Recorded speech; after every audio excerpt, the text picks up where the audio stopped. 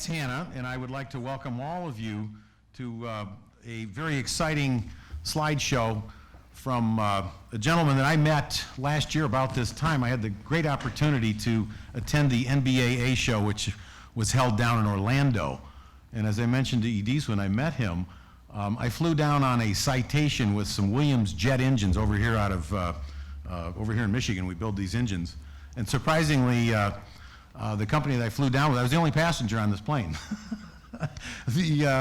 The two owners of the aircraft are both pilots, so consequently when I got there, I was totally amazed at the floor of the NBAA show. And by the way, for the interior architects and others that are involved with major interior projects, we're going to see some of that tonight that Mr. Doret has been able to garner as part of his professional acumen. Edése was born in Haiti, left Haiti and emigrated to the United States at 3 years of age to the Bronx, grew up in the Bronx. And from what he tells me, he did a lot of even graffiti artwork for other friends, and he actually got paid to do graffiti on the back of their jean jackets, etc. He was so talented that he garnered a scholarship to the High School for Art and Design in New York City, which is pretty incredible. Those of you who know that school know that it's not an easy school to get into. Next step was Pratt Institute, and again, I happen to be emotionally connected to Pratt because all of my instructors, or three of my major instructors from undergraduate school and graduate school, came from Pratt. And consequently, Edése and I were talking about in the car, there was one person, and my students know they're supposed to be reading Rowena Reed Castellow's book, which is The Elements of Design, written by Gail Greet Hanna. I hope you have it written because there could be a test. The point of the matter is that Edése was a very talented student at Pratt, working his way, even working for design firms even prior to graduation. And as he graduated, he has worked for another private aircraft company for several years. And after that, he began in 1991 his own firm, Edése Doret, garnering such accounts as Sony Music, Walt Disney, Donald Trump, and later on clients now today that he actually cannot share the photographs and images because they are considered security reasons. But he's also done work for the government of Dubai, for their Air Force. He's done work for the royal family of Saudi Arabia, including the interior of their jets and their watercraft, which we would actually call yachts. Some of them are probably so large we can't imagine them, but they are. He's also done even the exterior design and designed yachts with his firm in New York City. Without further ado, I'd like to welcome Edése Doret to Lawrence Tech University. Thank you very much. Edése? Thank you for being here. Thank you. Thank you. Can everyone hear me? Hello? Well, thanks for coming out. I'm a little nervous. I've never actually done this before.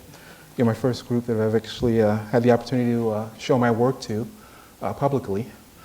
As Vance said, I started out on my own after leaving Pratt just a couple years after, which was a pretty, I guess, daring move on my part. Usually, typically, designers will wait a few years before embarking on their own venture, but I felt compelled to do so because I don't play well with others, I guess you could say. But I started out basically doing product design. And product design, doing a lot of work for a company called M. Kamenstein. And essentially, I did a lot of work also for Hoyer Crystal and Dansk International. And my first few projects were basically these crystal animals, which we developed. And the basic process was we would develop sketches and then do clay models, and then basically cast those clay models with a rubber material, and then create these resin forms. And from the resin forms, we would send those resin forms to the factory, and they would create basically these crystal animals, essentially, which Dance marketed and sold quite well. We also created perfume bottles for Revlon, and did a line of perfume bottles for them, working a lot with metal and glass. We also did a lot of crystal at the time for Hoya, which is a Japanese I guess, glass company. We also did a lot of work for M. Kamenstein. This particular line is what we call the Country Collection, which is a line of basically different bread boxes and bowls and storage containers and pitchers. and water containers. We also did a lot of work for Farberware, doing a line of air pots in various materials. What we tried to do is basically explore different possibilities and material processes to essentially bring some excitement to the product. And we did, as I say, these air pots and also a whole line of what we call these mimic glass carafes, essentially, these thermal carafes. From there on, I went back to work essentially for another designer doing aircraft, as Vance said. And while working for him, you know, I combined some of the elements that I've learned in product design and also doing some architecture. And the first real big project that our office got was to do the A380 for Prince Al Walid, which was for us a very challenging project because at the time, no one ever considered doing an interior for the A380. And the Prince himself was a challenging client to work for. We first started out developing hundreds and hundreds of various layouts, just exploring the different elements of the interior, you know, spread over 2 levels. And we also developed a lot of sketches of the, here you see the entry area, and also the dining area, as well as his bedroom. And what we would call, there was an area in the back of the airplane on the upper deck, which we referred to as the Kima Lounge. And the Prince himself would like to take his guests out to the desert in Saudi Arabia and basically have these, what we would call tents, but they were referred to as Kima Lounges. And they would stay there and, you know, I guess commiserate. And so what we wanted to do was replicate that on the aircraft. And essentially, the back of the aircraft has what we called a back pressure dome. And what we did was we researched the technology and applied a flexible monitor which spanned the entire, both decks. And that monitor essentially was wired to an exterior camera on the back of the airplane. And essentially, when the aircraft was flying, you would have a view of the back of the airplane from the exterior camera. And essentially, when they're in this area, they would actually feel like, you know, the back of the airplane was open and that you know, they were exposed to the sky. So it was a pretty interesting concept, which was quite successful. And we also explored as well on the interior just various seat designs. And then from there, these finished photos of the interior. This is a stairway going to the upper deck of the aircraft. Here's another shot looking forward, and that sort of small stairway that you see there goes to the flight deck. And again, that grand stairway goes to the upper deck. In the forward section of the aircraft, we created what we called an entry lounge. And just going back to the whole concept of creating all of the different layouts, traditionally in aviation, you know, if you see various aircraft interiors, a lot of the furnishings are sort of tied to the sidewall. And what we did was we took a complete departure from this and created what we referred to as a loft plan. Basically, we opened up the cabin and essentially divided up the space using various monuments, dividing up the entry lounge to the grand lounge and the dining area.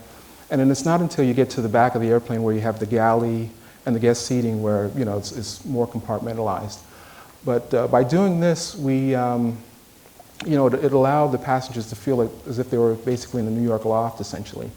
And what we also did was we used non-conventional seating that you wouldn't normally see in an aircraft by basically modifying the bases and using seat posts from military C-130 and, you know, hard mounting them to the floor. In aviation, there's certain seats that you can sit in which are called TTL, which are seats that you could take on for taxi, takeoff, and landing. And these particular seats that you see here, lounge seats, you're not allowed to sit in, essentially. And also what you see in the aircraft is a spiral stairway.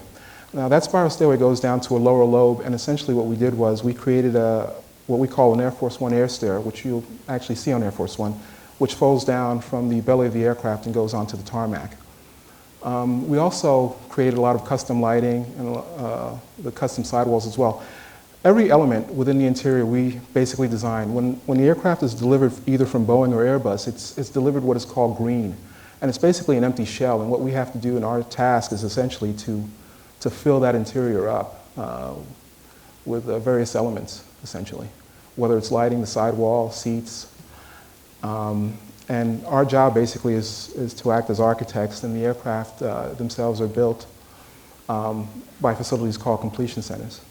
This image here is of a wet bar, which is a transition point. Like I mentioned before, there's these monuments. And on this side, on the right-hand side, essentially, is a wet bar, and on the other side, on the left-hand side, is a laboratory, which we don't have a shot of there. This forward section is a portion of the Grand Lounge. This is sort of a basically mini theater. In the back here is where the prince would sit with his guests and just, I guess, commiserate. And what we thought would be a nice element would be to add a model of his yacht behind him as well. This here is the dining area. It's just a shot looking aft. Behind that panel where the image is a small passageway that goes to the galley and also the guest seating. Here's a view looking forward from the dining area. And you can see the monitor there in the background. As part of our presentation to His Royal Highness, we created this sort of animation.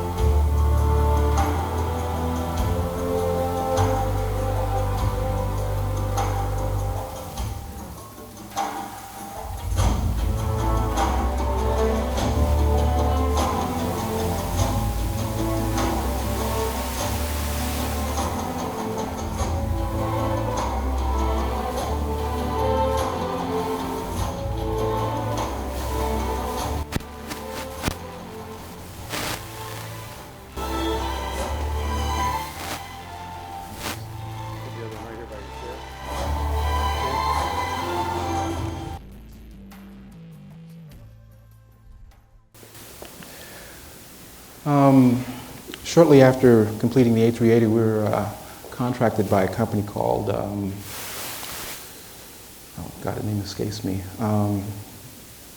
Custom Jet Interiors. What they wanted to do was market aircraft, that they had a fleet of used aircraft, and essentially we took one of those aircraft and created what is called a test demo. And it was a 737-300. And lending from the experience on the A380, we continued and created sort of these essentially open cabins. And in this shot is a view of the lounge and dining area combination. And this is a view looking basically forward. Here we turn the table slightly in terms of the dining table, sort of longitudinally, and move the monitor to the sidewall. Which is very untraditional, I guess you could say, in aircraft or aviation. This is just another shot of the lounge itself. This is a view of the bedroom. Now, in our practice, at various times we look for different materials to use. And while working on this project, and also working on the A380, there was various materials that we were trying to source within the industry and also in architecture. And what we wanted to do was bring an element of architecture within the aircraft. And there was an item which is referred to as architectural glass. Now, in aviation, we're not allowed to use glass because of safety reasons. So what I did was I went to a friend who I went to school with, and essentially what we did was we created a new product, essentially, which I referred to as jet mirror, which is the reflective material that you see behind the bed and along the sidewall there. And before coming up with it, I just sort of looked around and tried to source this material and couldn't find it.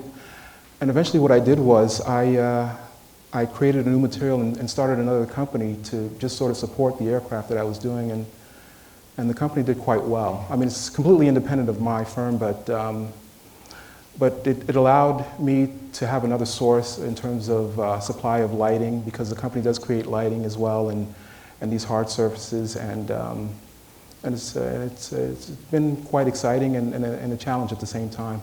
The view that you see here from the bedroom is looking aft, essentially, towards the back pressure dome. And also what we did here was we wanted to combine his office and the bedroom, since the aircraft was very small. And by doing that, we also integrated the monitor into the desk, essentially.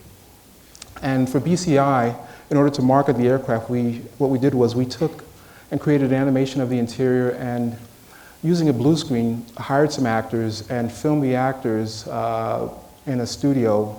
And the studio was basically set up the way the aircraft was laid out, and BCI essentially used this video to market their product, essentially, which was these aircraft.